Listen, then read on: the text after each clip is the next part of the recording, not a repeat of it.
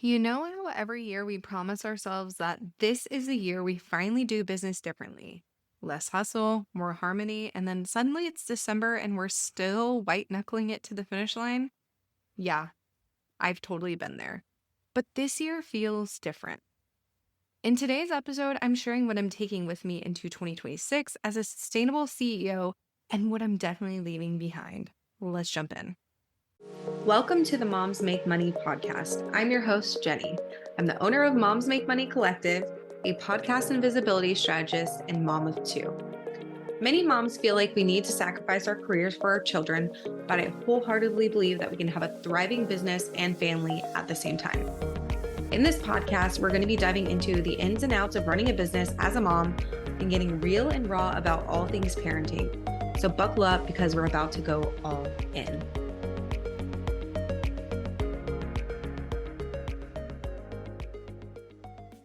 Hey there, welcome back to the Moms Make Money podcast, where we talk about building profitable, sustainable, service-based businesses in part-time hours. I'm your host, Jenny Sunnison, and as we wrap up 2025, I wanted to have a heart-to-heart episode with you. So this is not about another to-do list or productivity hack for you to make 2026 your best year yet. It's about what I've learned this year as a mom, a CEO, and just generally a human, and how I'm carrying those lessons into the next season of business. So grab your coffee, maybe your planner, and let's talk about what it really means to build sustainably in 2026. So if I had to choose a theme for myself in 2025, it would be momentum with boundaries. So in 2025, while I did set out to grow my business, it wasn't going to be at the expense of my mental health, my family, or my peace.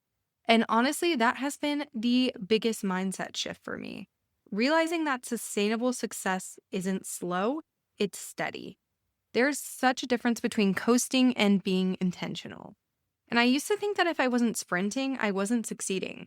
But now I measure success by how regulated I feel, how present I am with my kids, and how confidently I can say no to things that just don't align with where I'm currently at. So in 2026, my motto is going to be, if it's not sustainable, it's not scalable. So that means that I'm not overcomplicating my offers just to feel busy. I'm not having these reactive launches. And I'm also not chasing every shiny thing on social media.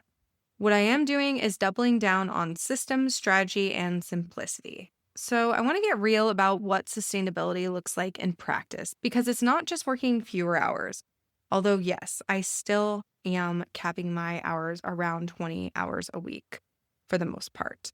But for me, sustainability means building repeatable systems that don't rely on me being glued to my computer, having clear priorities each quarter so that I'm not scattering my focus, and automating the boring stuff because my brain doesn't need to be focusing on those things. And lastly, making sure that my business supports me as much as I support it. So for example, this past year, I've leaned heavily on automation within my client management systems and within my memberships. Things like onboarding and offboarding sequences, more advanced Airtable tracking, and more have saved me hours every single week. And in 2026, I'm not just going to be maintaining that, I'm going to be optimizing that. Because true sustainability isn't set it and forget it, it's build it, test it, tweak it. So now let's talk about what I'm not bringing into 2026. And maybe you will resonate with some of these too. So the first thing I'm not bringing into 2026 is comparison. And I find that 2025 was the year that I finally stopped caring as much about what other people are doing. Sure, there were still some moments where I was comparing myself, but I feel like I was better about doing this because there's always going to be someone who's doing more, posting more, making more money, launching more offers, but that doesn't mean that it's right for me. And that's something I just need to continue focusing on and keeping my blinders on to what everyone else is doing, because a lot of the time it's not what I need to be doing. The second thing I'm leaving behind in 2025 is overcommitting. And this is something that has been really challenging for me in the past because I am someone who is kind of a people pleaser. But I've learned that saying yes can be really expensive because every time I've said yes out of guilt or FOMO, I paid for it later in burnout, frustration, or resentment. So definitely don't want to be overcommitting myself anymore. And Third and lastly, I am going to be leaving behind ignoring my capacity. I've learned that I need to be building with the season that I'm currently in, not the season that I wish I was in. I am someone who's always like, oh, in X amount of years, I'll be out of these trenches and, I'll have more time or whatever. But that's not the way that I need to build my business right now. I need to build my business right now for the current season that I'm in.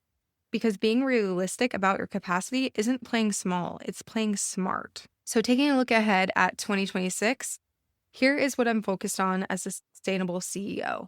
The first thing is depth over volume. So I want to go deeper with my clients.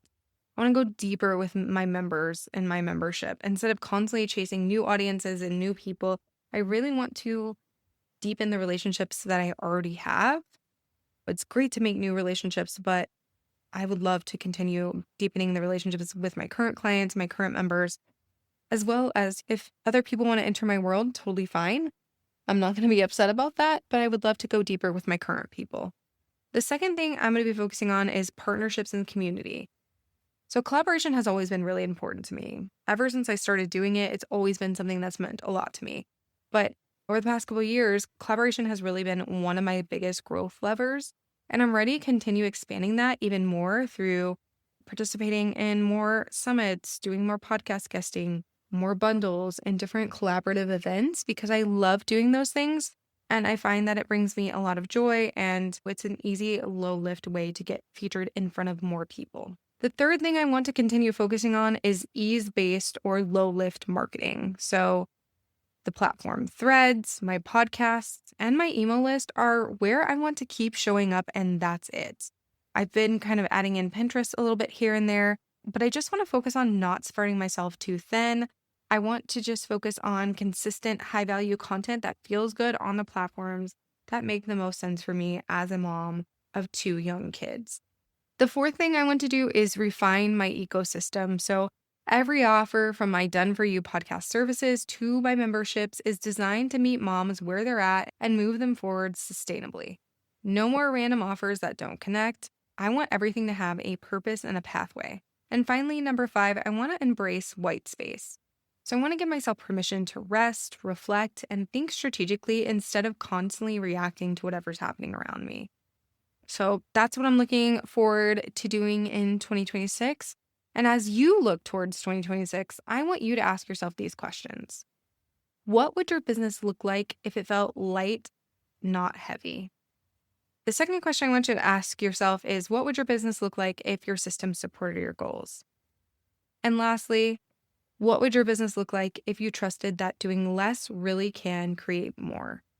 Being a sustainable CEO isn't about doing everything perfectly. It's about doing what's essential consistently. And if you're listening to this right now thinking, I want that, then I see you. You don't have to burn out to build something beautiful. All right. That is it for today's episode. If this episode resonated with you, make sure to share this episode on your Instagram stories and tag me at jenny.sunnison or shoot me a DM over on Instagram. I'd love to hear what you're taking into 2026 yourself.